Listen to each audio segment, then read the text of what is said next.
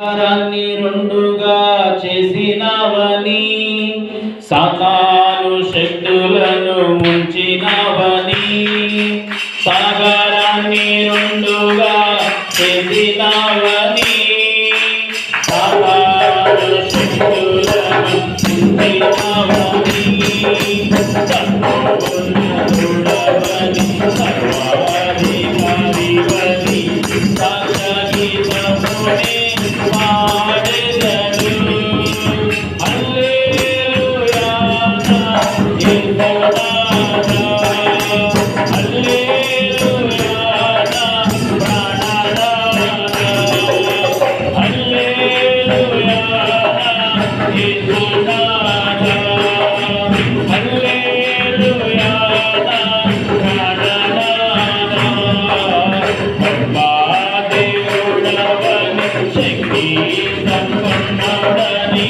సర్వాధికారివని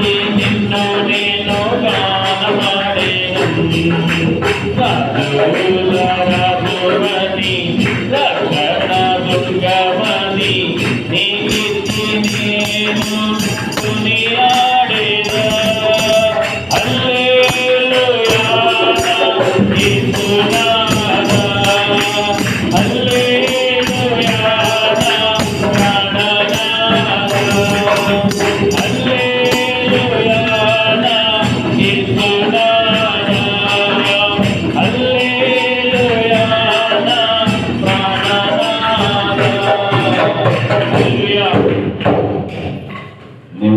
చాలా గొప్పవాడు. నమ్మిన వారికి సమస్తాన్ని సాధ్యపరిచేవాడు. నా భార్య పట్ల దేవుడు బుధవారం రాత్రి మంగళవారం ఆ డేట్ విషయంలో మంగళవారం అయ్యి ఆ బుధవారం నేను ప్రార్థనకి వెళ్ళొచ్చాను. అలాగే నీరసంగా ఉంది. అయితే నేను అనుకున్న క్రమంగా జరుగుతుంది కదా అనుకున్నా. నాకు 4ంటికి అడిగితే లేదు, జరగట్లేదు, అవ్వట్లేదు అంది. నా మదిలో మరొక ఆలోచన మొదలైంది. గతించిన దినాల్లో కూడా ఇలాగే ఆ 3 దినాలు జరగవలసిన క్రమము ఒకరోజు జరిగి మళ్ళీ ఆగిపోయినప్పుడు నా ఆలోచన మొదలైంది ఏంటంటే ఖచ్చితంగా మరలో కడుపులో ఏదో ఉంది అనే ఆలోచన నాకు వచ్చేసింది. 4 అవుతుంది, 5 అవుతుంది, 5:30, 6 అవుతుంది. పెయిన్ వస్తుందని చెప్తుంది, కానీ అంత విపరీతంగా రావట్లేదని అంది. సరే, డేట్ దినాలు కదా, బాధపడుతుంది అనుకున్నాను. 9 అవుతుంది. కుటుంబ ప్రార్థన చేసేసుకున్నాం. 8:30కి ప్రార్థన చేసుకున్న తర్వాత కొంచెం నెమ్మదిగానే ఉంది. భోజనం చేసిన తర్వాత 9:15కి స్టార్ట్ అయింది. ఇంకా బాగా భరించలేక నొప్పి, విపరీతమైన బాధపడుతుంది. నా ఆలోచన ఏంటంటే హాస్పిటల్కి వెళదామని అంటున్నాను, కానీ మరి ఎప్పుడు అనేక సందర్భాల్లో భయపడిపోయేది, అధైర్యంగా ఉండేది. కానీ ఆ రోజు ఎందుకో నా భార్య కూడా ఓర్చుకుంటూ పర్లేదు పర్లేదు పర్లేదు పర్లేదు అంటానే ఉంది. నాకైతే నా మదిలో అదే ఉంది, ఖచ్చితంగా ఏదో ఉందేమో అన్న ఒక ఆలోచన. బాధపడుతుంది. ఒకవేళ ఆ క్రమం జరిగితే ఆ నొప్పిపోద్దనే భయం నాలో ఉంది. అది కనుక క్రమం జరిగితే ఖచ్చితంగా రిలీఫ్ అయిపోతుంది. తట్టుకోలేకపోతుంది, భరించలేకపోతుంది. నా వల్ల కాదు, నాకేమన్నా అయిపోతుందేమోనని ఏదేదో మాటలు మాట్లాడుతుంది. ఆ సందర్భంలో ఇద్దరమే ఉన్నప్పటికీ దేవుడు మాకు తోడుగా ఉన్నాడు. ధైర్యంగానే ఉన్నాం. నా మట్టుకు నేను ధైర్యంగానే ఉన్నా. నేనేమన్నా నా భార్యకి ఎలా అనిపిస్తుంది అంటే, నేను పోయినా పర్లేదా నీకు, దేవుడు అన్నీ చేస్తాడా? ఖచ్చితంగా దేవుడే అన్నీ చేస్తాడు నమ్మితే. ఎందుకంటే ఒకవేళ ఆ క్షణంలో ఆ రోజు రాత్రి ఒక 10 నిమిషాలు ముందు, ఒక 10 నిమిషాలు దేవుని మీద కాక మనుషుల మీద ఆధారపడి ఉంటే మాత్రం ఈ రోజున అన్ని విషయాల్లో మేము ఇబ్బంది పడేవాళ్ళమే. దేవుడు నా భార్యకి ధైర్యం ఇచ్చాడు. కానీ భరించలేని బాధ, భరించలేని నొప్పి,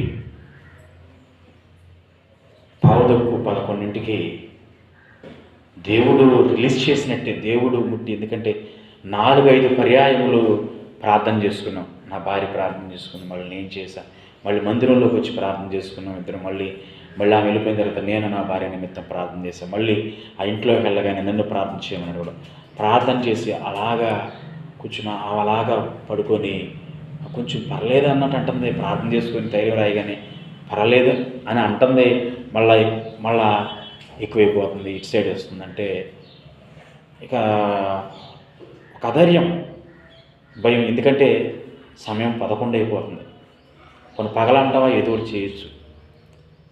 నేను అప్పుడు కోపడుతున్నాను. నేను ముందే వెళ్దామని చెప్పాను, నువ్వు 11 అయ్యేంత వరకు ఏం చేసావు అనేసరికి అలాగే ఆ మంచం మీద అలా పడుకునేసరికి అప్పుడు వరకు బిగబట్టి మనం ఓపెన్ చేస్తే ఒక క్యారీ బ్యాగ్లోనో లేకపోతే దేంట్లోనో వాటర్ పెట్టి ఆ వాటర్ని ఒక్కసారి సూత్యలో పొడిచాను కూడా ఏమైంది, మొత్తం అంతా స్ప్రెడ్ అయిపోద్ది ఒక్కసారి.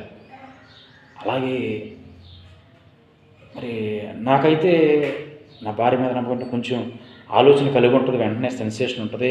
అంత తడేంత వరకు అంత నిద్రమోహంతనంగా ఎందుకున్నావన్న ఆలోచన నాకు వచ్చేసింది. కానీ ఆమె లేచి చూస్తే అదంతా తడిసిపోయింది. అంతా మొత్తం నైటీ లేకపోతే మొత్తం వస్త్రాలు వేసుకుని మొత్తం అంతా తడిసిపోయేసరికి ఒక విధంగా ఆ సన్నివేశాన్ని చూస్తే నాకే కొంచెం ఒళ్ళు గగరు పొడిచింది.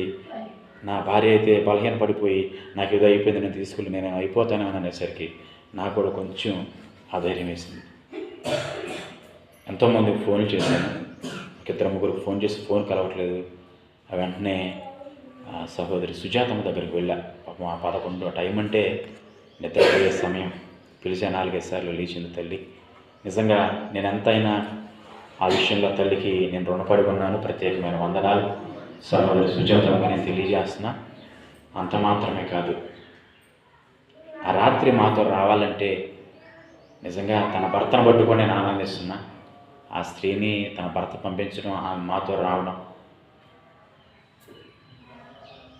మరి ముఖ్యంగా మీ అందరి ఎదుట సహోదరుడు మహేష్ గారికి నా ప్రత్యేకమైన వందనాలను తెలియజేయాలి.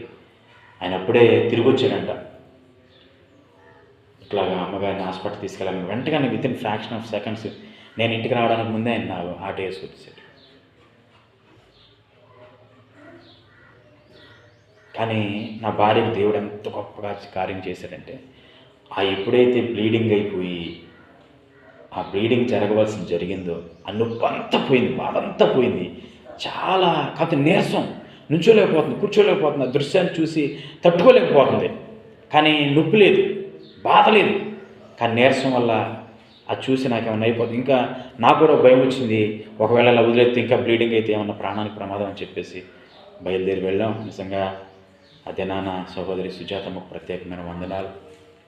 అలాగే సహోదరుడు మహేష్కి నిజంగా ఆ రాత్రి చలికాలంలో మాతో ఉండి మరలా తిరిగి ప్రయాణం వరకు మాతో ఉండి మమ్మల్ని క్షేమంగా మరి ముఖ్యంగా దేవుడు మాకు తోడుగా ఉన్నాడు. ఖచ్చితంగా దేవుడు చేసిన కార్యం ఏది లేదనుకోండి, ఒకవేళ అది దేవుడు చేయలేదనుకోండి,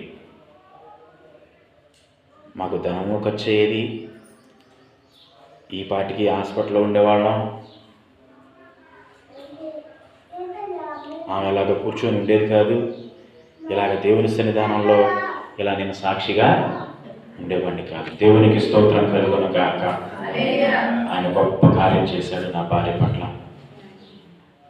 మీ అందరి సాక్షిగా నిలవబెట్టాడు. ఏదైనా చేయగలడైనా, సాగరాన్ని 2గా చీల్చగలడు, మన ముఖాన్ని ఆనందాన్ని ఉంచగలడు, మన అవిధేయతకు తగిన రీతిగా మనకి కొంచెం ఇబ్బందికరమైన పరిస్థితులు కూడా ఏర్పాటు చేయగలడు. ఆ దేవుడు నా భార్య పట్ల అంత కార్యం జరిగించి ఈరోజు ఇలాగా నెమ్మదిగా సమాధానంగా ఉండడానికి సహకరించిన ప్రతి సంఘ బిడ్డకు, పరిచయం చేసిన ప్రతి బిడ్డకు నా శిరస్సు నుంచి ప్రత్యేకమైన వందనాలు తెలియజేస్తున్నాను. అలాగే శనివారం ప్రార్థించిన మీ అందరికీ నా ప్రత్యేకమైన వందనాలు. ప్రార్థన చేయండి. నా భార్య సంపూర్ణ ఆరోగ్యము స్వస్థత కలిగి దేవుని నామమైన మార్గమై జీవించడానికి సంపూర్ణ స్వస్థత పొందినట్లు ఆమె కొరకు, నా కొరకు, నా కుమారుడి విద్య కొరకు, నా తల్లిదండ్రుల కొరకు, సంఘ క్షేమం కొరకు మీ అనుదిన ప్రార్థనలో జ్ఞాపకం చేసుకోమని దేవుడు ఇచ్చిన సాక్ష్యం దేవుడు దీవించిన గాక. ఆమె